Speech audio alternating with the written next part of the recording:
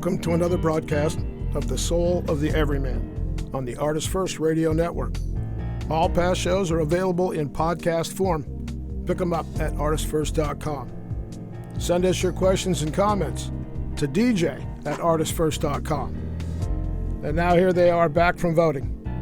Michael and Margaret Lyons. Yes, we were out voting just a while ago. No, actually, we voted weeks ago, but that's not what we're here for. Right. We're here because it's time. When you say Scott, it's definitely time. Time we're here. Time we're here, and tonight's show is about time. It's about time for tonight's show. This could be one long dad joke session. Oh dear. Oh no, we're not going to do that because I'll be dead before halfway through. Anyway, so tonight's show, we wanted to talk a little bit about time, and when you say time, I think people get a little confused because I think one of the things you might say, well, okay, we're going to talk about, reference frames and light cones, and we'll throw in some relativistic physics or something, and that's one aspect of time that people talk about. There's also just daylight savings time, and the fact that we just all went through this horrible time change that we subject ourselves to twice a year in the U.S. But I think the aspect of time that interests, I'll say, speak for myself, interests me the most is how fungible, how relative time is. And by that I mean, our intimate experience of life is bound up in time. And I think we often get confused about our concept of our life, which is sort of the mental aspect of our life, which we tend to live in a different time than the actual point at which we're currently existing in. And by that I mean that we spend a lot of our lives, or people spend a lot of our lives, thinking about other times than the moment, other times than the present. A very good example, when we're young, we think about what it'll be like when we're older, when we grow up, when we don't have to, when we don't have to do the things that perhaps we don't like doing about school or whatever the heck it is. Pick your example. So we spend a lot of our youth wanting to be older in a different time. We then spend a lot of our adult life wishing we were younger, and wanting to be in that time, or looking back at and sort of idealizing time. So things were so much better back then, or things were so much. It's the funny thing. Another funny thing about time is that things are always either better, much better than they were, or much worse than they were in memory. You look back and say, oh, things were so wonderful back then, and then someone might remind you, that we didn't have X, Y, Z, or gas was $5,000 a gallon, or your recollections, your memories, which are based on your experiences that obviously were in the past, often are not accurate representations of what actually happened, and they're sort of a way of living in a sense in a past time, but also in an illusory time. Okay. I'd like to let's set our definitions down. What time actually is. You're always good at that. Let's start there. See, all that stuff I said was just a waste of time. No, it wasn't. It's just that in order to understand what particular aspect of time you're looking at, you need to have an agreed definition to start from. I agree. Okay, so time as a noun, the indefinite continued progress of existence and events in the past, present, and future regarded as a whole. The second one is a point of time as measured in hours and minutes past midnight or noon. Like what time is it? Right, okay. And then the verb, plan, schedule, or arrange when something should happen or be done. Measure the time taken by a process or activity or a person doing it. So these are the reference of time. And what you were talking about had to do with experiential and memory, as it is regarded as a whole. Yeah. And then your point somewhere within that wholeness of time. And if you do it that way, it has to do with perspective. Yes. Where you are at this point, and then reflecting back to a certain point in that whole time stream and how it may look from where you are, or transferring your consciousness to that point and how it looked back then, or how it may look in the future. So many great places to jump off from that, but I like that last bit right there because perspective is very important from our own individual perspective. But that concept of being able to shift yourself back and forth is very important for our learning. You know, when you think to yourself, where was I? Pick the time. 10 years ago. It's always, of course, usually it's always in the past, although people tend to project sometimes into an uncertain future. But you oftentimes will gauge your own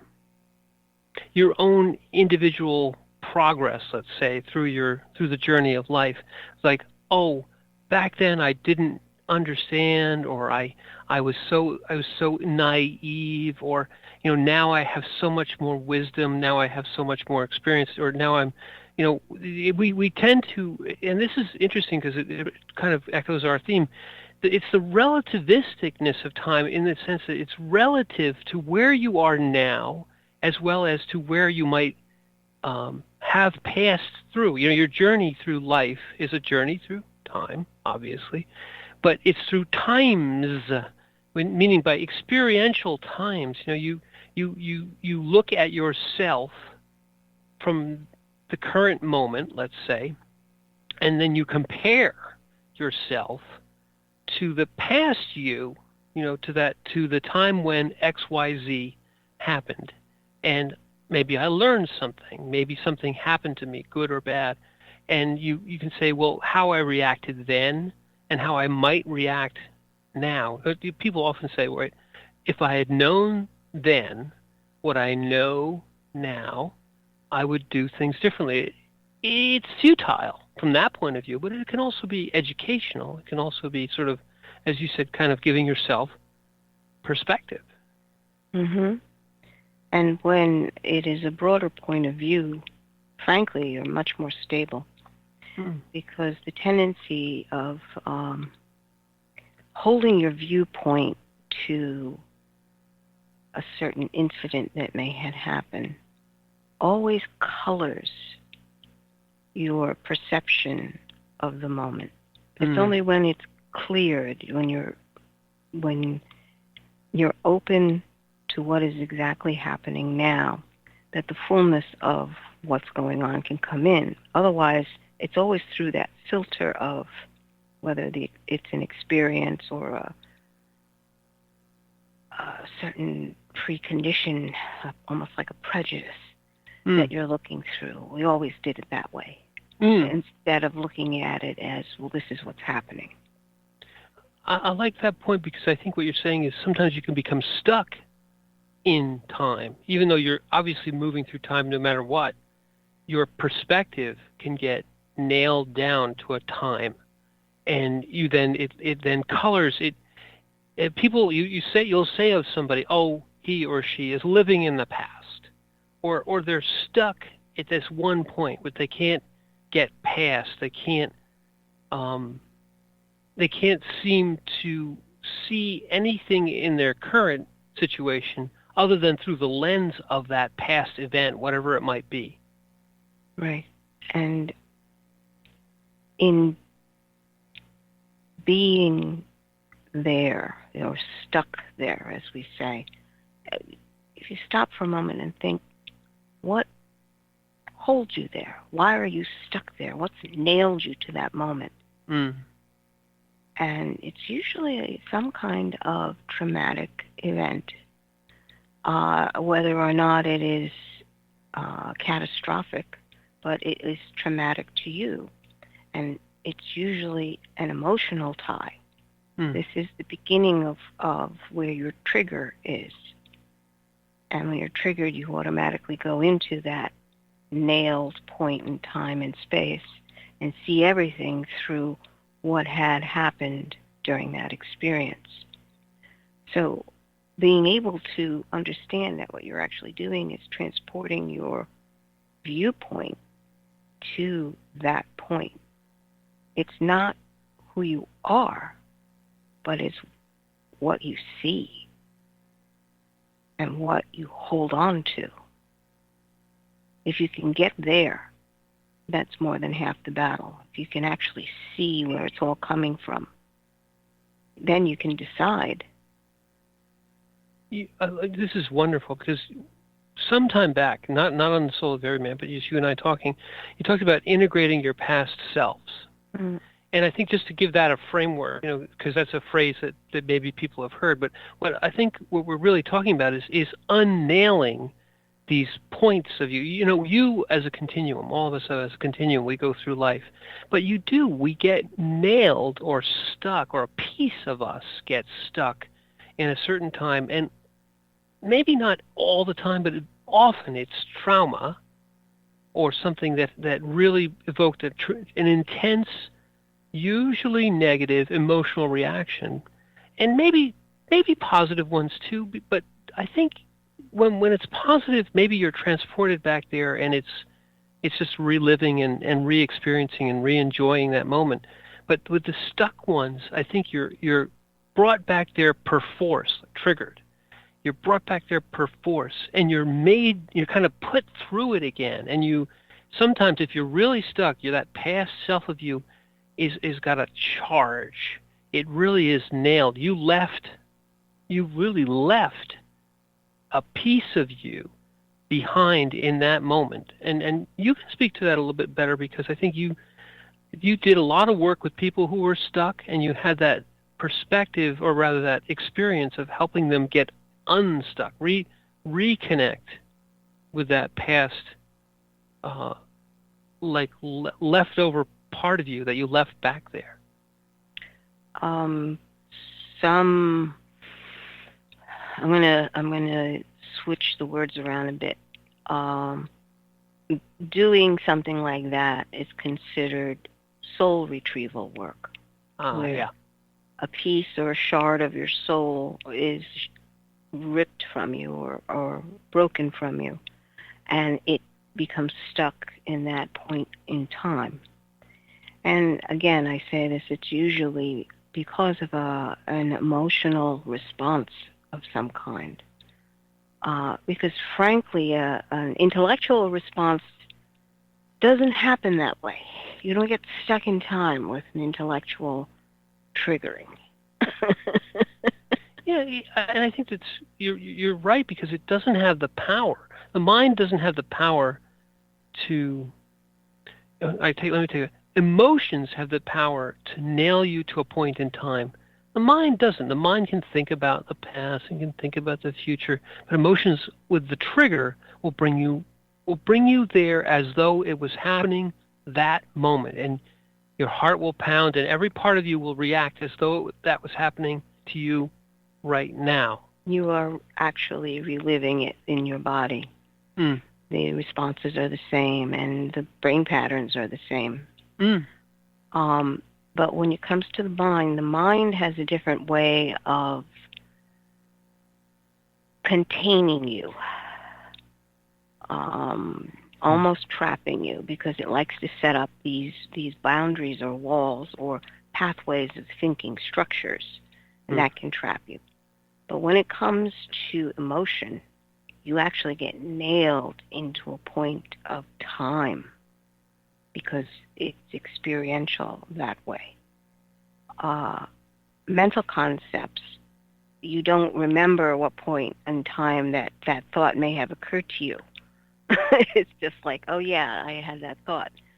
But when it comes to your emotions and your response and the fact that your body's involved because it's in this particular space-time, it's much more impactful than people want to give it credit for. Mm. So when there's that part of you that is stuck, that has been broken off and is stuck back in a point in time, and it colors everything that you look at, or certain things that you look at. It depends on whether or not you're triggered. Mm. To become aware of that is the first step. You have to realize that you are not responding through a moment of free will. You have been triggered. And now everything that you're doing is because of this piece that is stuck in that emotional trauma or moment. And you want to have to get that piece back. You must have to, if you think of it in terms of rescuing it, because when it happened to you, you usually are so overwhelmed by the moment you can't look at it. So you actually wind up breaking a piece of your soul off, your energy off, and encapsulating whatever the moment was, the trauma, the viewpoint. And when you encapsulate it, then you can push it off away from you. And there's a part of you that I can't deal with it right now. I'll look at it later. And later can be an hour later, days later, weeks later, years, decades. But that piece that is holding that moment in that energy bubble of your life force is still there, holding it. Right. But the problem is, it doesn't have a voice that you actually hear. So it needs this to be processed. So it slips in when there's a moment where it seems like you might be able to deal with it, and that's where the trigger happens. Suddenly, there it is. And interestingly, the way you described this to me, the part that is broken off of you, or that you break off, because I think there's both mechanisms. It can be broken off of you, or you can break it off. You can, through trauma, I can say, I just need to separate that piece of me. The danger in that is that you literally leave you, a full copy of you, or at least that it can be essentially identified as a piece of your soul, nailed in time with a piece of the energy that is you, keeping it like alive.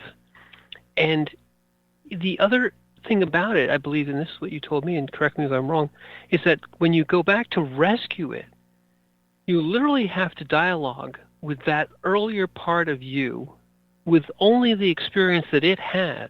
And you have to really teach it, really reconnect with it, really kind of tell it that, yeah, we moved on, we grew, we healed, but you never did. And you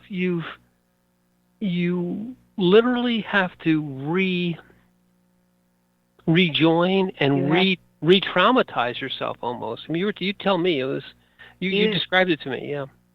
No, it's a reassimilation. Yeah, that's it. And bringing that piece into you is key.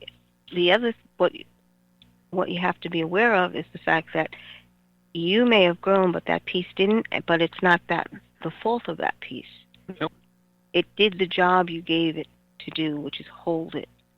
It can't live with the whole energetic because it's been separated out. So it doesn't mature with the larger part of the energetic and all the experiences that it has. The larger part almost has to open itself up to receive what this piece that you had told to hold on to something. It has to receive it back. Whatever the trauma was it was holding. And in receiving it, you get to see it all from an older perspective. A more mature perspective. Talking about the relativity of time. And that piece that was holding it, you almost have to bring in like a small child to say, well, this is what we've gone through so far, and allow it to begin to mature and catch up with the rest of you. That's part of the assimilation. But it's fascinating to me because only humans are capable of doing this. There's no other creature that's capable of being able to experience this. And that is the wonder of being truly human. And I think the danger in some regards, because I think this response is important and essential, because the response of separation, of tearing a piece of yourself off to hold something that you can't deal with right now, can become a scar. It can, if you don't reconnect, because I think what the danger is that you leave your pieces back there and you don't go rescue them. And if you continually leave pieces of yourself back there, it drains you. It makes you unable to function in the now because you're dragging so much of the then with you. It's not dragging. It's literally you've parceled out pieces of yourself. And the phrase that comes to mind is only the good die young. Because you see so much and for the good you continue to have to deal. And every moment there's a part of you that seems to be taken out of you. Now, the process of rescuing that person, when you were speaking to me about it before, and when you just said it again now, it occurred to me that it's almost like a partial life review. In other words, the part of you that does a life review at the end of your life goes through your whole life. It can go, if you've never resolved these traumas, you'll see them again then. But in the now, in the moment, you have to go put yourself back and review that piece of you back there, re-accept that piece of you back there, see it again through those eyes, experience the pain again. Almost, and one of the techniques of doing that can be forgiveness, because sometimes the trauma, the reason you're holding on to it is that there's an unforgiveness there. Right. Well, it's first of all, the fact that you have to go through it is usually, what's going on? Why is this happening? Why is this happening to me? That's usually the sequencing. And then if it's a real trauma, usually it doesn't have a logical answer or a pat answer. You have to deal with what you have to deal with right then and there. So are you going to be able to function? Sometimes the encapsulation of the experience is a response because you gotta do something right now. You don't have the luxury of time to concentrate on your reactions and the feelings. You gotta concentrate on this moment right now and what's being demanded of you right now. So you may encapsulate that response that you're having, taking part of your life force and putting it to the side, saying, I'll deal with that later. I've got to do this. Right. I don't have time to feel that now. I have to deal with that now. I have to deal with this, whatever this is. Right.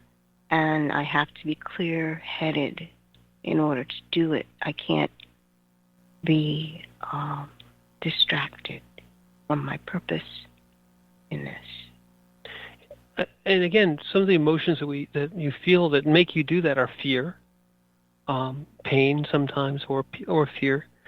Once you do it, once you encapsulate it, once you put it and say, I can't feel this anymore right now, I have to put it to the side, I have to deal, I think there's a reluctance, an aversion to going back, and then people don't go back, and right. Years go by, and what happens is what you spoke of in the beginning. That piece still wants to be heard. You've muted it, you've encapsulated it, you've torn it off, but it is as powerful as you were then, maybe even more so in some regards, and it wants to be heard. So then your current life, the current you, is, I don't mean dragging it along the way I was saying, the way you corrected me, you said correctly, it's not dragging, but the piece that's left in the past, or the pieces, will find a way to trigger you, to bring you back without your volition. Because I think the rescue part is a volitional thing. It's like, I'm going back there, and I'm going to maybe take years to find a way to re-accept this, to bring it back. But the other way is that piece just reaches up, unbeknownst to you, without any warning, and drags you back into it, as though you were falling into a pit. And you, as you said, everything that you felt then, you're suddenly feeling now, and you're doing things in the present that have little relationship to what triggered you. So what I'm trying to say in an inartful way is that if you don't go back and rescue it, it will come and get you and bring you back. Maybe not to rescue you, but it will bring you back, because it's you, as powerful as you are, with all the subtleties of who you are. It will grab you and bring you right back to that trauma. So it's important to realize that we are multi-dimensional in time beings. If you leave a piece of yourself back there, it's still you. It's still connected to you. No, you can't encapsulate it and expect it not to be anymore. Like, right. Because some people feel that, well, I put it in a bag and I'm shoving the bag under the table so I won't see it anymore. Right. And they think that they've taken care of it. And it's like, no, this is a living, breathing life piece of you. So you need to come back to it, because you can't be fragmented like that without great detriment to yourself. And I think what you mentioned before, people think that they're taking care of it by stuffing it, let's say, into a encapsulation. But the more you do that, the less of you that's left. It can become, that thing can become more powerful than the current you, because you've segregated so much of yourself into you. It can take you over. It can become, in essence, like a monster of yourself. Well, if someone is, let's say, for instance, you've grown up in a family where anger was not permitted. So you kept stuffing the anger. Every time you were angry, you had to stuff it somewhere. And it builds. That frequency will build and build and build and build. And you have half a second to be able to realize it. And I think we've reached.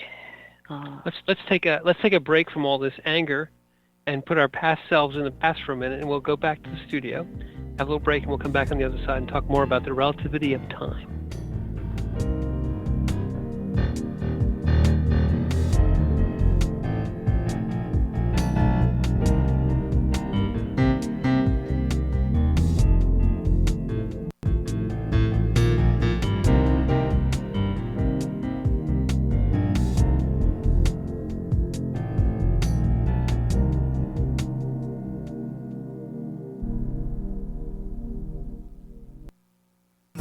There is a Reaper is the story of 5-year-old Christopher Aaron and his life-changing struggle with leukemia. Winner of both the Indy Bragg Medallion as well as the reader's favorite silver medal for memoir, There is a Reaper has more than 100 Amazon book reviews and a 5-star rating. It has been described as life-changing, spiritual, a must-read. Just released on Audible and iTunes, this memoir is also available in paperback and on Amazon Kindle for only 99 cents. Get your copy of this life-changing memoir today. Taking God on Patrol is a first-person account of the world of law enforcement from the perspective of a Christian police officer in the 4th largest city in America. From speeding car chases to the crossing of the thin blue line, author Mark S. Cariner seeks to find God's biblical truth in a behind-the-scenes look at law enforcement. And check out Mark's newest book, The Tactical Heart. Both are available at Amazon.com. The Fat Man Gets Out of Bed is the latest book from Michael Lyons, the award-winning author of There is a Reaper. Featuring 13 original stories, this wide-ranging collection has everything. Forbidden love, gods versus demigods, weird invading aliens, sexy seductive artificial intelligence, and unusual passion between the living and the dead. All set amidst fantastic worlds of pain and loss and boundless joy. From the sublime to the macabre to the bittersweet, The Fat Man Gets Out of Bed will leave you breathless with laughter, brimming with tears, trembling with suspense. Available now on Amazon.com, Google Play, iTunes, Kobo, and fine e-tailers everywhere. Rick Riordan fans, love mythology with plenty of action and humor? Destroyer's Blood is for you. The new fantasy novel by award-winning author Michael Lyons is book 1 of the adventures of Devkalion, the Blood series. Follow Dev and his magic sword Betrayer as they are suddenly attacked and forced to return to Olympus to fight in a war they want no part in. The world of men and gods is about to be destroyed by Zeus's ancient foe, and only Dev and Trey can stop him. The conflict never stops, and the amazing twist will have you on the edge of your seat. Act now while the ebook is on sale for only 99 cents. Destroyer's Blood is available on Amazon.com, Barnes & Noble, iTunes, Kobo, and fine e-tailers everywhere. And while you're there, get the free prequel, It's in the Blood, available for a limited time. The wait is over. First Blood, Book 2 of the Blood series is out. Your favorite bad boy thief Dev is back, and the beautiful and deadly Trey is right there with him. She is sharp, sexy, and full of surprises. Their adventures continue as a new power arises to threaten the world. The heart of creation is under attack, and time is definitely not on their side as they battle against their enemies' undead hordes. Can they unlock the hidden power that can defeat him, or will his forces draw first blood? Get all 3 installments in the series. Book 0, It's in the Blood. Book 1, Destroyer's Blood, and the new release, Book 2, First Blood, today. Available in ebook and paperback format on Amazon, Kobo, Apple, and most other fine e-tailers.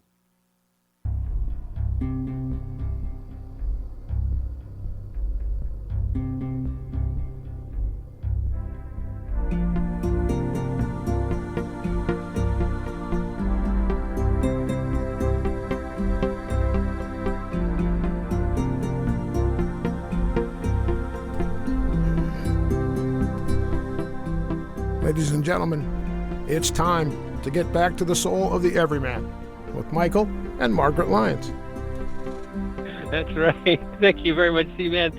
And it is time. And tonight we're talking about the relativity of time. And it's not it's not Einstein, and it's not It's not your relatives. It has to do really with how we all, in living through time, can also kind of transport ourselves and be transported through time.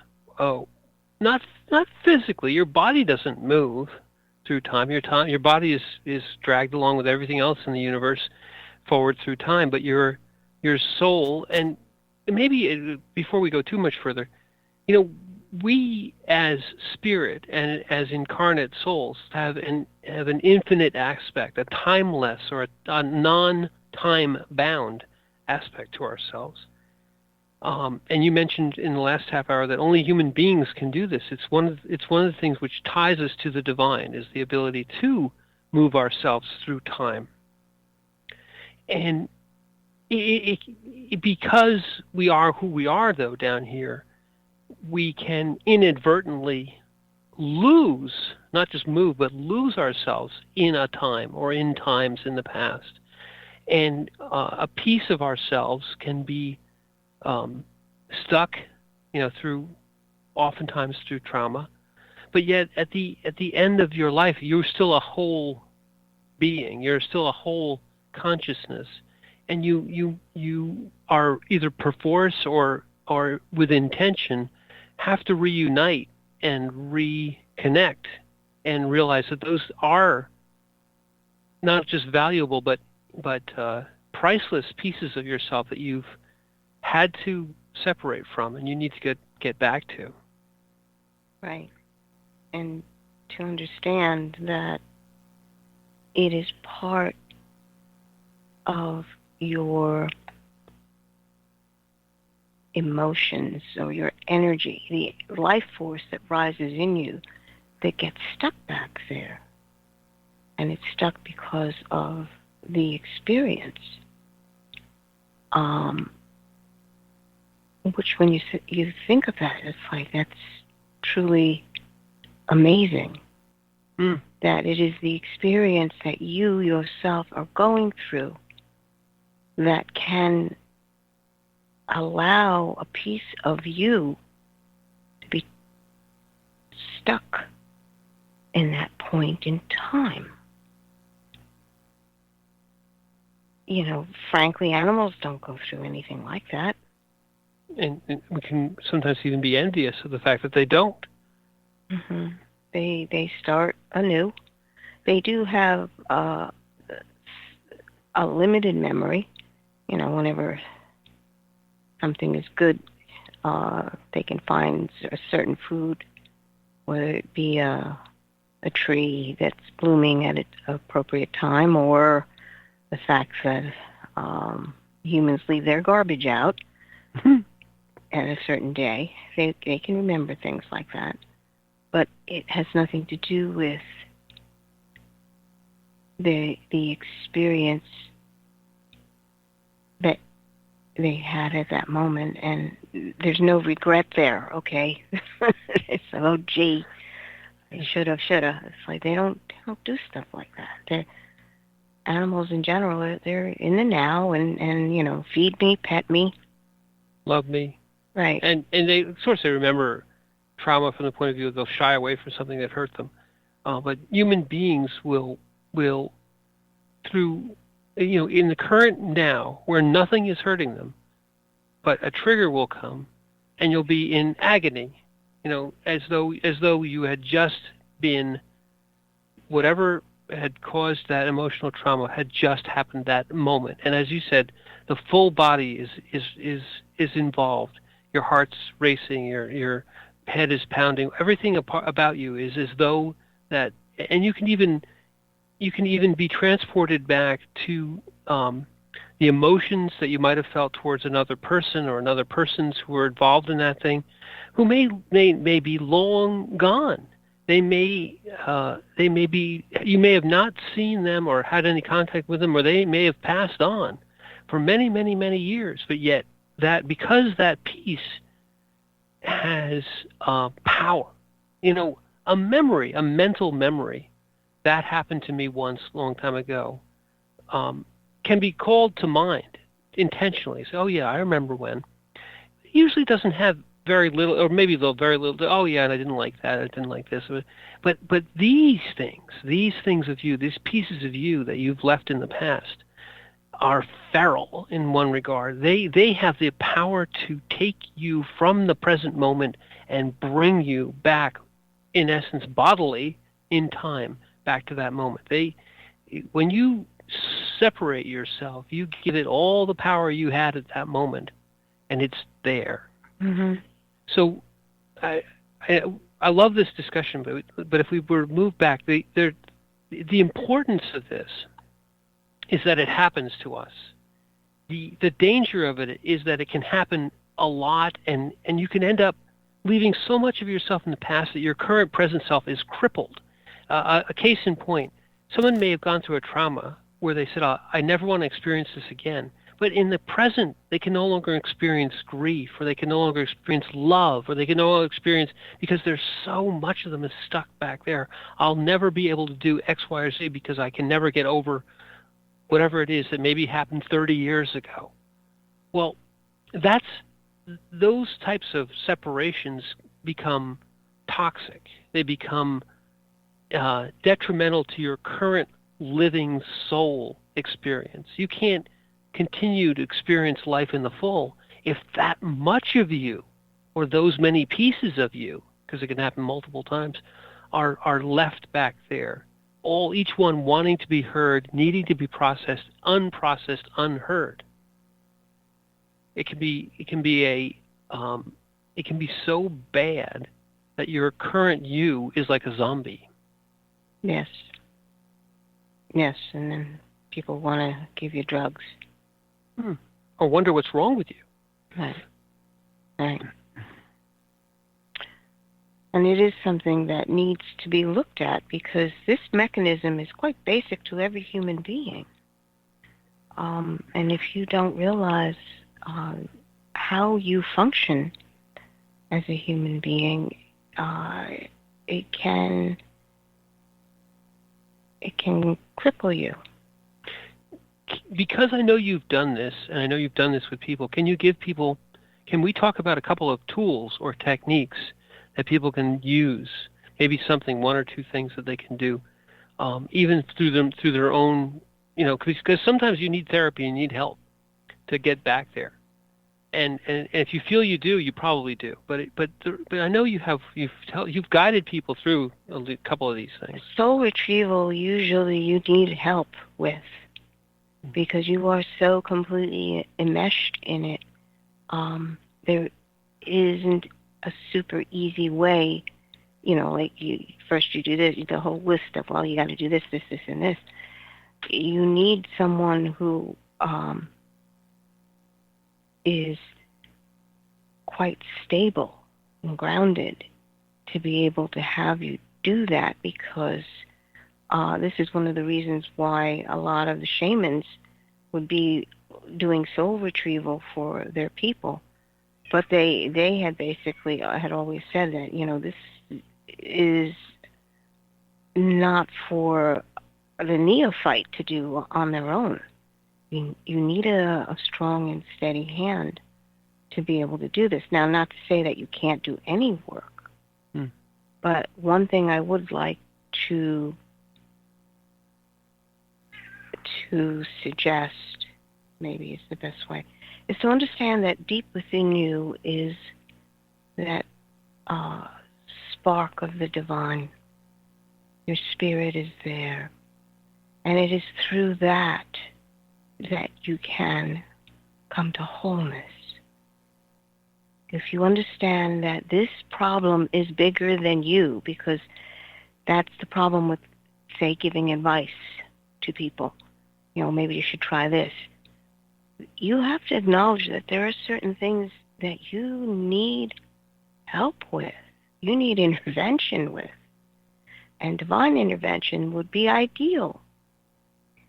So that spark of the divine that is in you, your spirit, which is eternal, is always there.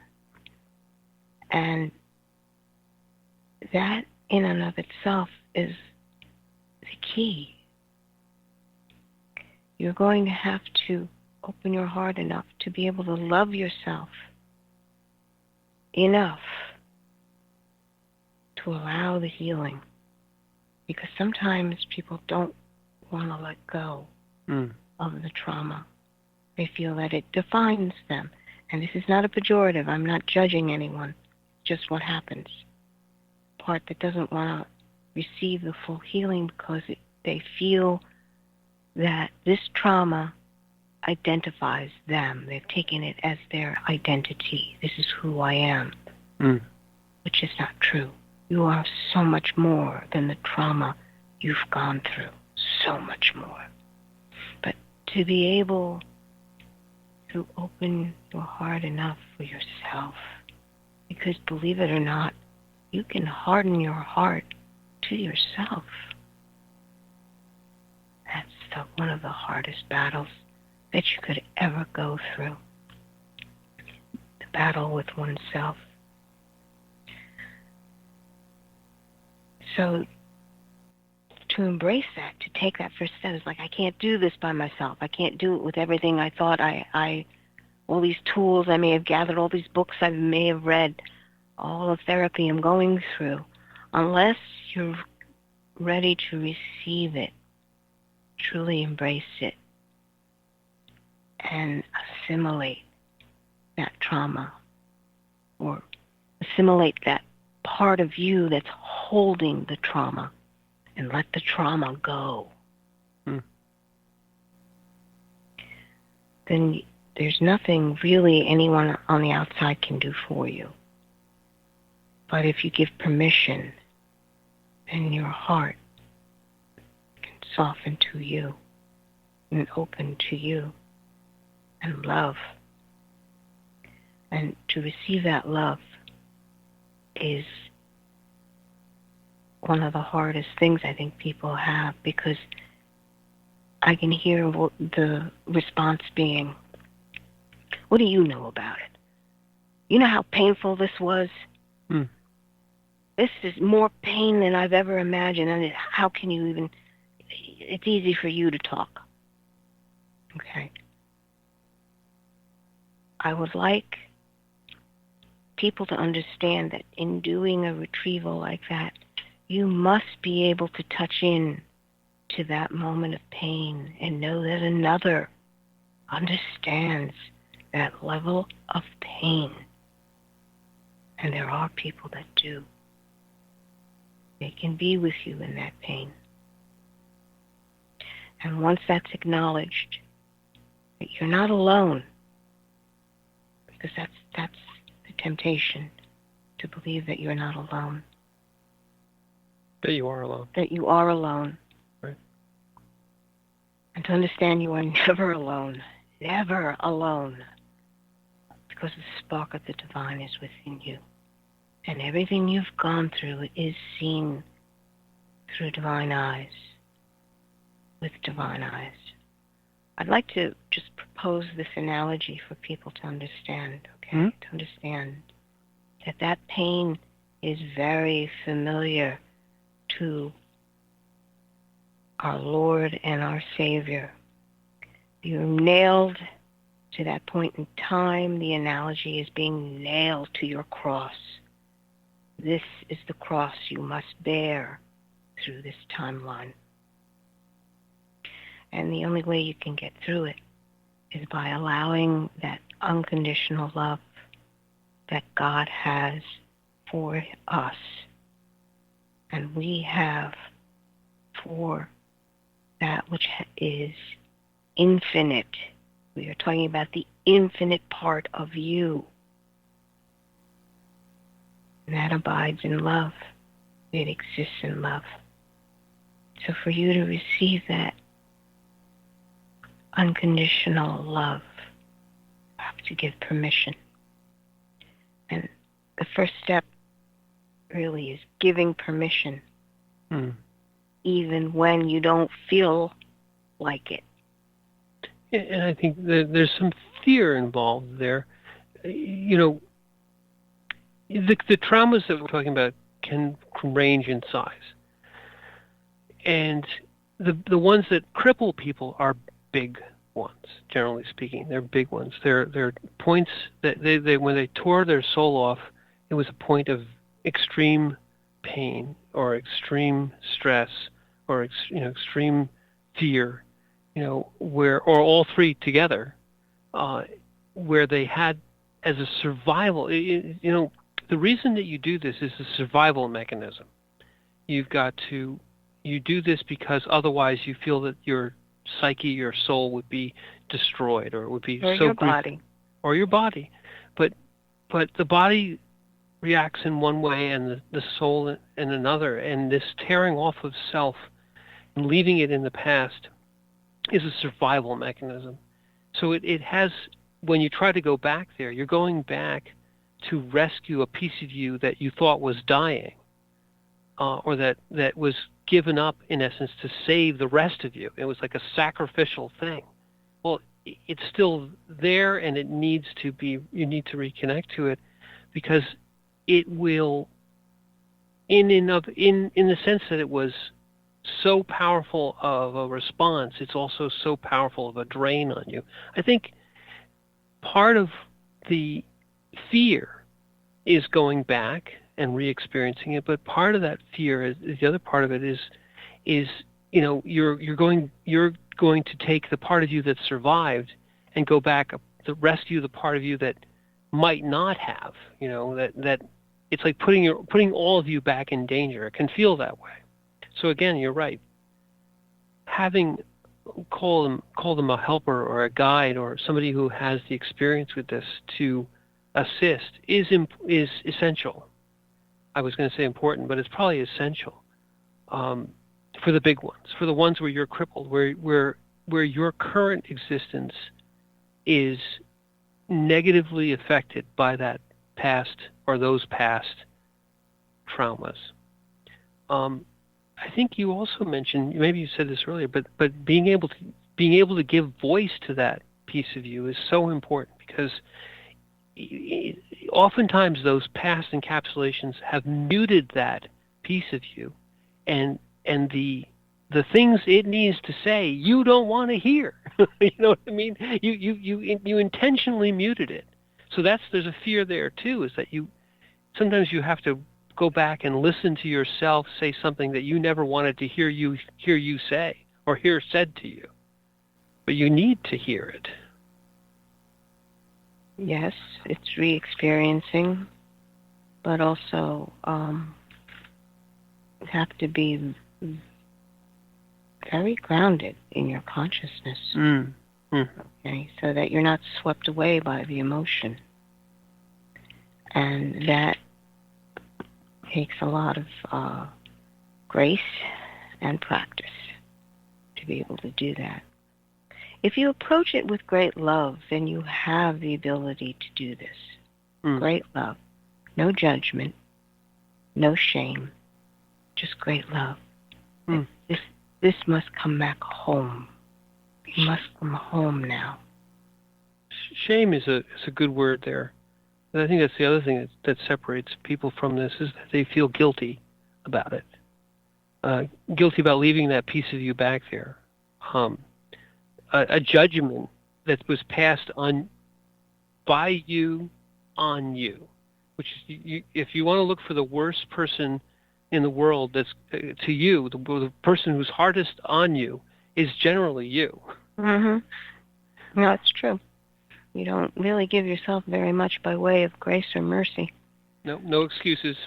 And so that's where the stumbling block is, to understand that you yourself need this. You can't do it by yourself. You can't do it by saying, well, no, you can't do that. Or being hard. Being hard on yourself doesn't do anything. Well, I think people are taught, you mentioned earlier about people being taught not to be angry. People are taught to be hard on themselves too. And that if you're hard on yourself and unforgiving of yourself, you'll be hard on others and unforgiving of others. And you'll also deny yourself things that you need. Yes. And it's something that you must learn how to be forgiving and gracious to yourself and to others. It doesn't mean you be foolish, But it does mean that you understand and see it. You know where it comes from. And you're able to draw a line of, well, this is where this can operate. And this is where we're going to grow. We only have a few more minutes, but could you talk a little bit about, in doing this, what have the results been for certain people? Because I know you've helped people with this, where sometimes their a degree of separation was so great that the reconnection took a lot of time, but it was important. So, without naming any names, You want me to talk about? Well, the effects of reconnecting, and sometimes the process. It took a while, yeah. Yeah. Well, if you've disconnected yourself bit by bit like that,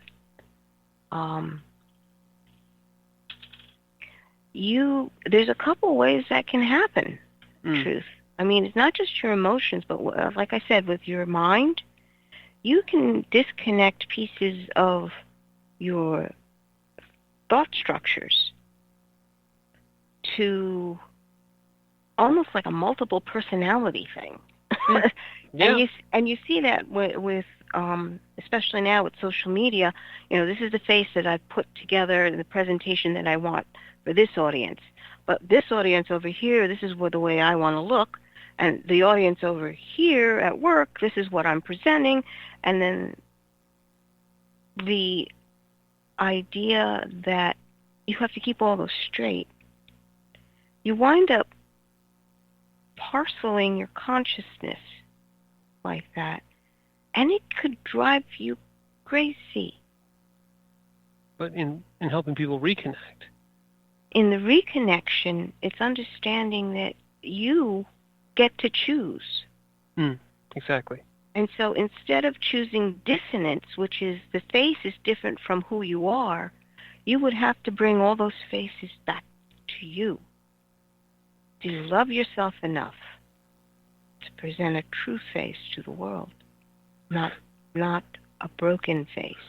And I think, we didn't talk about our quote, but I think what you're doing there, therefore, is reintegrating yourself into the present moment, and then reclaiming back your power to choose. I think a lot of these traumas happen because you felt at the moment you had no choice, or you were given no choice. And in reintegrating, and that's a process that takes, without trying to make anything less of it, it's a huge process. But in reintegrating, you reclaim the power to be all of you, and the power to be in the moment, and to choose, and to choose not to disintegrate yourself, but to keep yourself integrated and find the way to preserve all of you in choice and in the now. You have to make the decision that this is what you want to do. And then everything has got to give the assent for it. Right. Okay, your mind has to say yes. It will be who I am, and not a projection of who I am. And your soul has to be there as well as your body. Everything, every part of you has got to agree that this is who I am, and accept that. And once that agreement comes together, that alignment, maybe that's the best way to put it, everything has got to come in alignment. You'll understand that the soul, your soul, opens up, and your spirit is right there watching you and knowing that this is who you've always been. But everything has to agree before your spirit can come in and begin the integration. The integration happens when you receive the fullness of your divine spark. And then everything comes together in process, in burning. Burning. Well, and it does take a tremendous amount of time, but we are we are out of time, but just we are time. We are time. We are beings in time, but we are beings that can move through time. And I think it's our time now to say, I'm Michael Lyons. Oh, we're already at the end. We've reached our time. Okay. And I'm Margaret. And thank you for listening.